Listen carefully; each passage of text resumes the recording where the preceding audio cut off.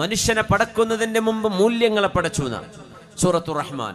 അർ-റഹ്മാൻ അല്ലമൽ ഖുർആൻ ഖലഖൽ ഇൻസാൻ അല്ലമഹുൽ ബയാൻ.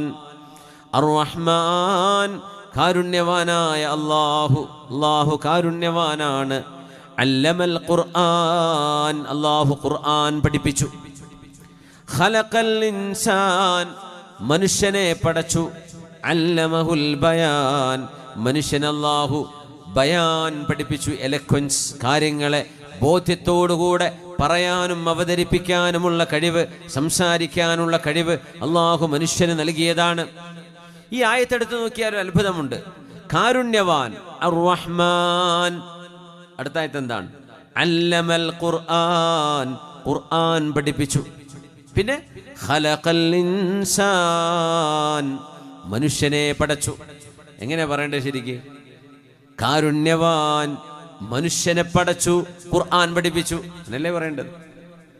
ഖുർആൻ പഠിക്കണമെങ്കിൽ ആദ്യം മനുഷ്യൻ വേണ്ട. ഇവിടെ ഖുർആൻ പഠിപ്പിച്ചു, മനുഷ്യനെ പടച്ചു, എന്നിട്ട് ബയാൻ മനുഷ്യനെ പഠിപ്പിച്ചു കൊടുത്തു. പറയേണ്ടത് അങ്ങനെയല്ലേ നമുക്ക് തോന്നിപ്പോകും. അല്ല, പറഞ്ഞത് ഖുർആൻ പറഞ്ഞത് തന്നെയാണ് അതിൻ്റെ ശരി. സൃഷ്ടിപ്പ് നടത്തുന്നതിൻ്റെ മുമ്പ് അല്ലാഹു മൂല്യങ്ങളെ പടച്ചു. എന്ത് മൂല്യത്തിനാണ് മനുഷ്യനെ പടക്കുന്നത്? എന്താണ് മനുഷ്യ സൃഷ്ടിപ്പിന്റെ ലക്ഷ്യം? എന്താണ്? ഒരു സാധനം, ഈ മൈക്ക് മാനുഫാക്ചർ ചെയ്യുമ്പോൾ ഇതിൻ്റെ മാനുഫാക്ചറേഴ്സ് ആദ്യം ചിന്തിക്കുക എന്തിനാണ് ഈ സാധനം ഉണ്ടാക്കുന്നത് എന്നാണ്. അപ്പോൾ ഒരാളുടെ ശബ്ദം ഉയർത്തിക്കൊണ്ടുവരണം, അതിൻ്റെ വോള്യം കൂട്ടണം, അതിനെ ഹൈപ്പിച്ചു കൊടുക്കണം, അതിനെ കേൾപ്പിക്കാൻ കഴിയണം. ആ ഒരു കാര്യത്തിന് എന്ന് നീയത്ത്, ആദ്യം ലക്ഷ്യം അവർ കാണണം, എന്നിട്ടേ സാധനം ഉണ്ടാക്കിയിട്ട് കാര്യമുള്ളൂ. അല്ലാതെ എന്തെങ്കിലും സാധനം ഉണ്ടാക്കിയിട്ട് ഇനി ഇത് എന്തിനാ ഉപയോഗിക്കുക, അങ്ങനെയാണോ ചെയ്യുക? അല്ലല്ല, എന്തിനാണ് നമ്മൾ ഉണ്ടാക്കുന്നത് എന്ന ലക്ഷ്യം ആദ്യം വേണം. അല്ലമൽ ഖുർആൻ, ഖുർആൻ പഠിപ്പിക്കാൻ വേണ്ടിയാണ് മനുഷ്യനെ പഠിച്ചത്. സുബ്ഹാനല്ലാഹ്. ഗായത്ത് അവൽ, പിന്നെ ഖൽഖ്. ആദ്യം ലക്ഷ്യമാണ്, പിന്നെയാണ് സൃഷ്ടിപ്പ്. അർ-റഹ്മാൻ കാരുണ്യവാനായ അല്ലാഹു അല്ലമൽ ഖുർആൻ വിശുദ്ധ ഖുർആൻ പഠിപ്പിക്കാൻ വേണ്ടി ഖലഖൽ ഇൻസാൻ മനുഷ്യനെ പടച്ചു. അതുകൊണ്ട് നമ്മുടെ സൃഷ്ടിപ്പിന്റെ മുമ്പ് അല്ലാഹു സംവിധാനിച്ചതാണ് മൂല്യങ്ങൾ എന്ന് പറയുന്നത്.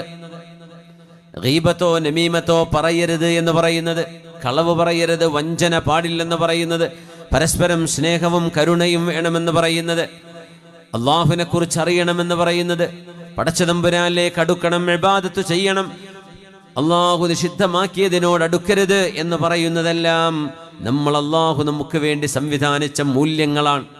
ആ മൂല്യങ്ങൾ അനുസരിക്കുമ്പോഴാണ് ജീവിതം വിജയിക്കുന്നത്.